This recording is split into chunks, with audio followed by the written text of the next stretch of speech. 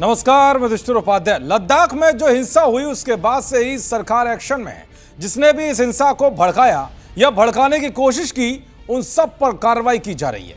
अभी भी यहाँ कई इलाकों में कर्फ्यू लगा हुआ है और इंटरनेट सेवाएं बंद हैं। तो वहीं लेह में प्रदर्शन का नेतृत्व करने वाले सोनम वांगचुक की जब से गिरफ्तारी हुई है तब से ही नए नए खुलासे हो रहे हैं। अब जो खुलासा हुआ है उसने पूरे देश को हिलाकर रख दिया है। आपको बताऊंगा कि सोनम वांगचुक का पाकिस्तान और बांग्लादेश के साथ क्या कनेक्शन सामने आया है। साथ ही बताऊंगा कि लेह हिंसा मामले में कांग्रेस के 2 पार्षद और एलबीए मेंबर ने एक्शन होते ही कैसे खुद ही सरेंडर कर दिया।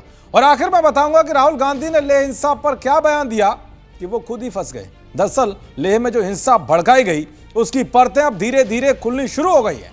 सोनम वांगचुक ने जिस तरह से नेपाल में हुए जेन-ज़ी के प्रदर्शन और बांग्लादेश श्रीलंका का जिक्र किया, उसने यह साफ कर दिया था कि प्रदर्शन का मकसद सिर्फ मांगों को मनवाने का नहीं बल्कि सरकार के खिलाफ युवाओं को भड़काकर देश में आग लगाने का था।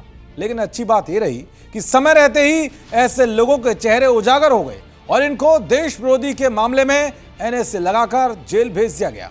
और लद्दाख के डीजीपी एसडी सिंह जामवाल ने सोनम वांगचुक को लेकर बहुत बड़ा खुलासा किया है।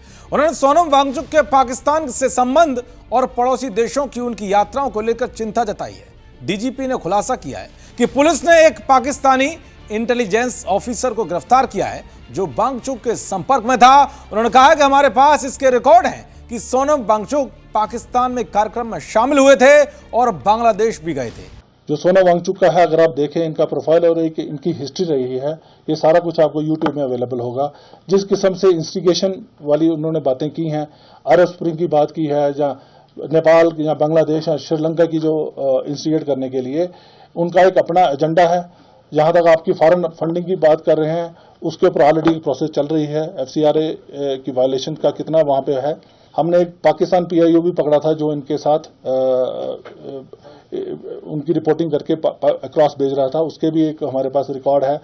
हमारे पास इनकी जो विजिट्स हैं, जैसे पाकिस्तान में डॉन की इवेंट इन्होंने वहां पे जाके किया, उसके बाद बांग्लादेश में, तो ये सारा एक बहुत बड़ा क्वेश्चन मार्क है इनके ऊपर। तो उपराज्यपाल का आरोप है कि इस पूरे मामले में एक राजनीतिक पार्टी शामिल थी और हिंसा फैलाने के लिए बाहरी लोगों को बुलाया गया था। दरअसल सरकार ने लद्दाख में हालिया अशांति के लिए सोनम वांगचुक को जिम्मेदार ठहराया था और बताया था कि वांगचुक के किन बयानों की वजह से हिंसा भड़की। तो वही लेह हिंसा के मामले में कांग्रेस के 2 पार्षद सहित 4 लोगों ने पुलिस के आगे सरेंडर कर दिया। सरेंडर करने वालों में एक वो शख्स है जो लेह हिंसा की वायरल वीडियो में नजर आया था। उसका नाम फुटसोंग है। अब हिंसा मामले में जिन लोगों पर मामला दर्ज किया गया है वो एक एक करके सरेंडर कर रहे हैं या फिर पुलिस उन लोगों को गिरफ्तार कर रही है।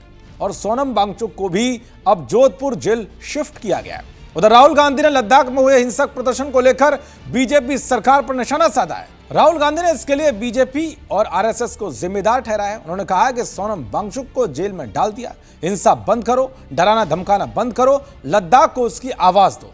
लेकिन अब इस मामले पर खुद ही राहुल गांधी फंसते हुए दिखाई दे रहे हैं क्योंकि अब खुद इस हिंसा मामले में कांग्रेस के 2 पार्षदों ने सरेंडर कर दिया है और जिस सोनम वांगचुक को बचाने की कोशिश कर रहे हैं उन पर अब दुश्मन देश पाकिस्तान और बांग्लादेश से कनेक्शन की बात सामने आई है। अब देखना यह होगा कि इस हिंसा में और क्या कुछ खुलासे होते हैं। देखते रहिए जी न्यूज़। नमस्कार।